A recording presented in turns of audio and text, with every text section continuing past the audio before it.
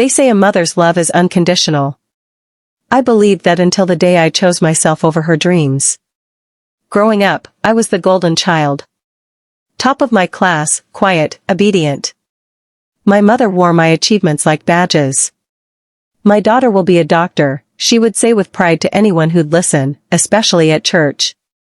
It wasn't a suggestion. It was a prophecy she had written for me since I was 5. But what she didn't know, what I never had the courage to say out loud, was that I hated hospitals.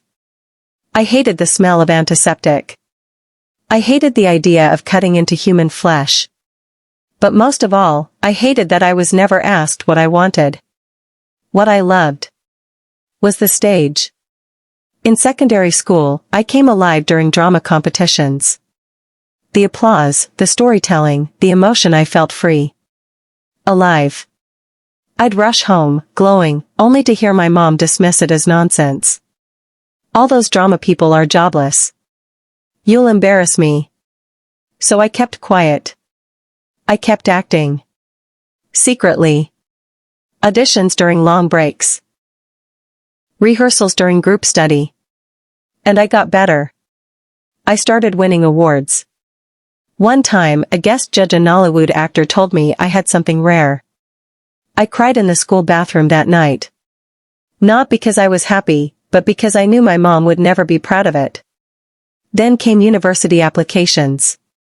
She filled in medicine on my JAM form before I could say a word. I waited until she went to bed one night, tore it up, and submitted a new one for theater arts. When I got my admission letter, I felt two things, joy and dread. I handed it to her the next morning, trembling. She didn't read it fully. She just saw theater arts, and her face froze. What is this? I whispered, it's what I want, Mama. That was the moment everything broke. She didn't shout. She didn't cry. She simply turned her back and said, you are no longer my daughter. When my mom disowned me, it didn't come with slaps or broken plates. No insults. No curses. Just silence. Cold, heavy silence that wrapped itself around me like a punishment. I stayed in that house for 2 more weeks before school resumed, and in all that time, she spoke only once to ask me to wash her car. Not how are you? Not why did you do this? Just chores. As if I were a stranger under her roof. My father said nothing either. He wasn't the emotional type. I think he was disappointed too, but he never showed it the way she did. He just avoided eye contact and left the room whenever I entered. I began to feel like a ghost in my own home. When I finally left for school, my mother didn't accompany me. She didn't pack a lunch. She didn't pray over me like she used to. She just sat on the couch, staring at her phone. No hug. No goodbye. I carried my box, boarded the bus to school, and cried silently into my sweater for the entire ride. Theater arts students are a loud, passionate bunch. I was the quiet one among them. Focused. Determined. I poured all my pain into my performances. Every monologue, every stage cry, it was my therapy. And people noticed. My lecturers praised me. Audiences clapped for me. I was finally in a space where I didn't have to pretend. But every night, when I got back to my hostel, I checked my phone. Nothing from her. No, how are you? No, do you need money? No, I miss you. I posted a photo of my first performance on Facebook, hoping she'd see it. Maybe even feel proud. She unfriended me the next day. People say time heals. But with her, time just widened the gap. She told family members not to encourage me. My cousins stopped calling. Aunties who once gushed over me now said things like, you still have time to change course, oh. But I didn't want to change course. I was thriving. Hurting, but thriving. And yet, every award I won felt a little hollow, knowing she wasn't there to see it. It was my second year in school when I finally gathered the courage to try again. A friend had just lost her mother.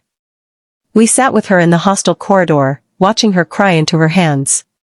Something about the rawness of her pain shook me deeply. It reminded me that even in anger, life could change permanently. What if I lost my mother without ever making things right? That night, I sent her a message. "Hi, Mom. I know you're still angry. I just wanted to say I love you. And I miss you. I'm doing okay in school. My GPA is 4.3. I even got a role in a campus stage production. It's not medicine, but I'm trying to make you proud in my own way." I watched that message sit there delivered, but never read. Days passed. Then weeks. Eventually, I tried calling. Not once. Not twice. 4 times in one evening. The first 2 rang out. The third was declined. The fourth. Her number had blocked me. I sat on the floor of my hostel bathroom and cried until my stomach hurt. I even tried to reach her through my dad. I sent him a message asking how she was doing. He responded 2 days later. "Your mom is fine. Focus on your studies." That was it. No warmth. No invitation. No sign of reconciliation. I became 2 people. In front of others, I smiled. I laughed. I performed. I won awards. I made plans for my future. But inside, I was still that girl begging to be loved by her mother. I saved screenshots of all my achievements, all the glowing comments from lecturers, just in case she ever wanted to see what she missed. I didn't want her approval anymore. I just wanted her to care. It was a rainy Tuesday in my 3rd year. I had just come off the stage after a departmental showcase when I saw her standing by the corridor, under an umbrella, clutching her purse like she was holding herself together. My mother. For a moment, I thought I was hallucinating. I blinked hard. But she was still there, older, thinner, wearing that familiar stern expression I hadn't seen in over 2 years. I froze. The laughter around me faded. My heartbeat grew louder. I didn't know whether to run to her or away from her. So I just stood there, drenched in sweat and stage makeup, staring at the woman who once told me I was dead to her. She didn't say a word. I took slow steps toward her, searching her face for a sign: anger, regret, something. But her face remained unreadable. Then, she said the last thing I expected. "Your father is sick. He asked to see you." That was all. No "how are you," no mention of the countless messages I sent, or the fact that she blocked me. Just a cold, clinical update about the one parent who had barely acknowledged my existence since I left for school. I nodded quietly. I couldn't trust my voice. As we walked toward the car, I noticed how much she avoided looking at me directly. Like I was a stranger. Like I was a ghost. It hurt more than I thought it would. It hurt more than being disowned. In the car, silence wrapped around us. The drive was short, but every minute felt like swallowing thorns. I tried to ask about my father's health, but her responses were curt. She didn't want conversation. She only wanted to deliver me. When we got to the hospital, my father was sleeping. He looked fragile, much older than I remembered. She said, "You can sit with him," then walked out without another word. And there I was, in a hospital room, beside a man I barely knew anymore, brought there by a woman who had erased me from her life. It felt like being let in, but only halfway. He looked like a shell of the father I once feared and idolized. The strong, commanding man who used to raise his voice at dinner whenever I talked about acting nonsense now lay still, weak, and pale beneath the hospital blankets. I sat by his side, unsure if I should hold his hand or just observe quietly. Then slowly his eyelids fluttered.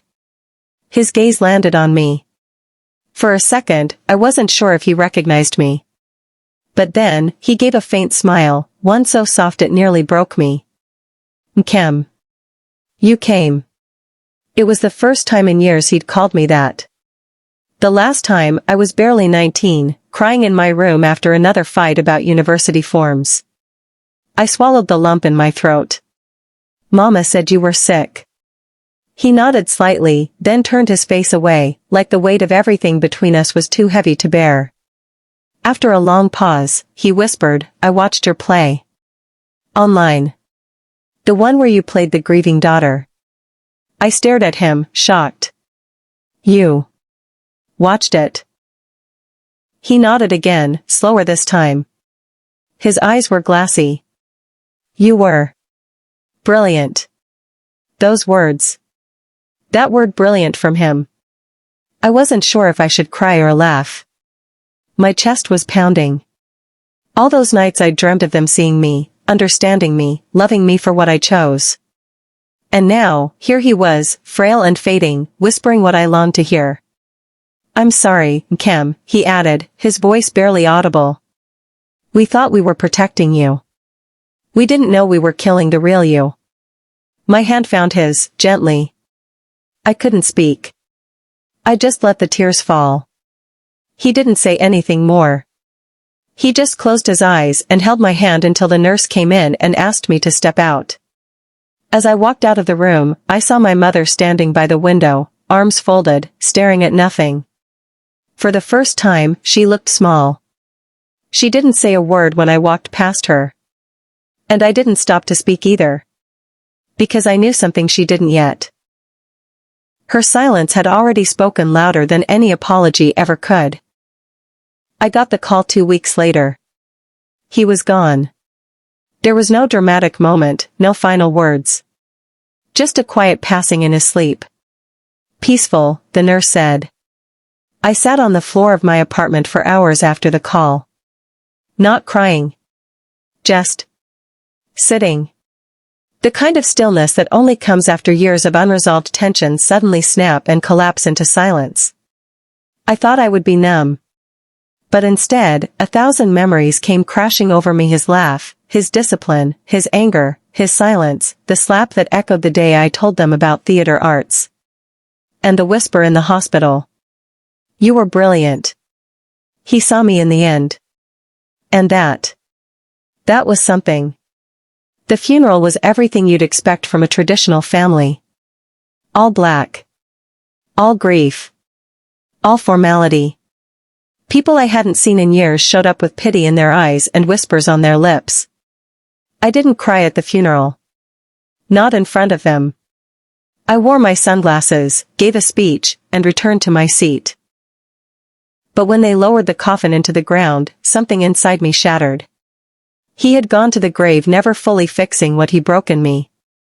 And I had to live with the truth that sometimes, the people who hurt you the most are also the ones you still wish would choose you again.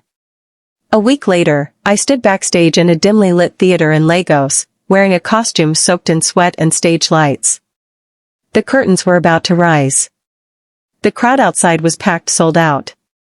I could hear them chatting, laughing, waiting. And in that moment, I felt him. Not literally, not like a ghost. But I felt the memory of his voice, that last one rooting for me. You were brilliant. And as the lights came on and the audience quieted, I stepped onto the stage. Not as the broken daughter, not as the disowned child. But as a woman who had made peace with the pain and turned it into performance. I no longer needed their approval. I was already enough. And when the curtain finally fell that night, the applause roaring like a thunderstorm, I looked up into the darkness beyond the lights and whispered. This one was for you. The applause eventually faded, but the echo of it stayed with me. Long after the stage emptied and the makeup melted off my face, I sat alone in the dressing room staring into the mirror, not fixing anything, just existing. The room was quiet, save for the distant sounds of crew members packing up. But inside me, a storm was gently settling. A storm that had raged for years, of not feeling good enough, of needing permission to chase my dream, of wanting someone to say, I'm proud of you. He did say it, in the end. And even if it came too late, even if it didn't undo the years of distance, it stitched something together in me.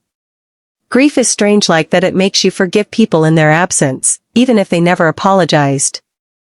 I opened my bag and pulled out the only photo I still had of us, he and I, in front of the old compound. I was 6. He had his arm around me, stiff but present, a reluctant smile on his face. I hadn't looked at that photo in years. Now I held it like something sacred. "I hope you saw tonight," I whispered, brushing my thumb across his faded smile. "I hope you saw me." That night, I didn't go home right away. I walked the streets of Lagos with my hoodie up and my heart bare. The same streets that once held my sobs, my desperation, my stubborn resilience. They had seen me broken, dreaming, crawling. And now rising. When I finally got back to my apartment, I didn't cry. I didn't scream. I lit a candle. Sat in front of the mirror. And for the first time in a long time, I looked at myself, really looked. And I said the words I had always needed to hear. From someone. From anyone. "I'm proud of you." Because healing doesn't always come from the ones who hurt us. Sometimes, it comes from the fire they left behind, the fire we learned to use as light. And so I exhaled. Let go of the grief I'd worn like armor. And let the quiet truth settle deep in my chest. I was never too little. Never too much. Never a disappointment.